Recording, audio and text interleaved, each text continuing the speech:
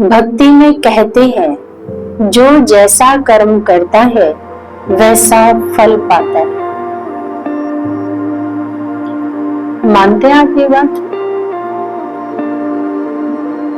आप मानते हैं जो जैसा कर्म करता है वैसा ही फल पाता है। तो जब फल हमारे सामने आता है तो फिर हमें बुरा क्यों लगता है ना?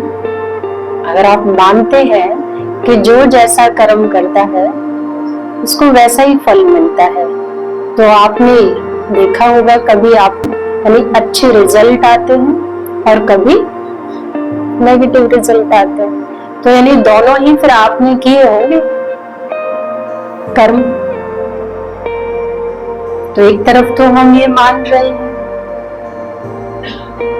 कि अच्छा और बुरा जैसा हम करते हैं वैसा ही मिलता है, तो फिर जो मिल रहा है फिर उसको मानो, उसमें विचलित क्यों होते हैं?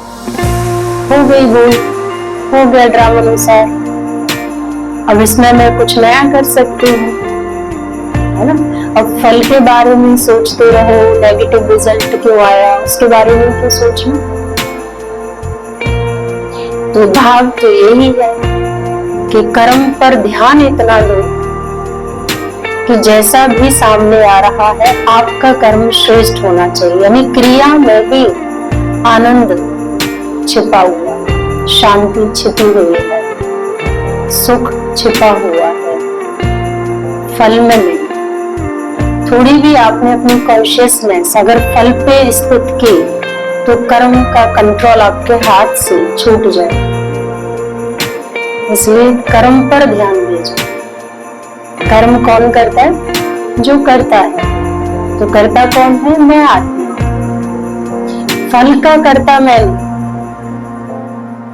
फल तो हमें प्रकृति के थ्रू मिलता है। कर्म की करता मैं हूँ, और वो भी इसलिए हूँ क्योंकि मेरे पास देह है, यानी प्रकृति है। तो इस प्रकृति के द्वारा जो परमात्मा ने फिर हमें ज्ञान दिया आत्मा का, कि ज्ञान और गुण शक्तियां जो हमारे पास है इस प्रकृति के द्वारा हमें यूज करना है। अब तक बस फर्क इतना था कि कर्म पहले भी हम ही कर रहे थे, बट हमें कर्तापन का भान नहीं था, यानी मैं करता हूँ, उल्टा भान था। अब है कि मैं करता, यानी मैं आत्मा करता हूँ, मैं मालिक हूँ, है ना? मैं निमित्त हूँ। इसको बाबा ने निमित्त के रूप में रखा है। दुनिया में तो कर्तापन मतलब भान वाली बातें आती है। तो हमेशा फिर किस पे ध्यान देना है हमें? कर्म पर। अगर ये आपको कॉन्सेप्ट क्लियर हो गया तो आत्मा कर्म हमेशा अच्छी करेगी। फल संतुष्टि नहीं भी दे कोई बात नहीं, लेकिन कर्म तो संतुष्टि दे ना,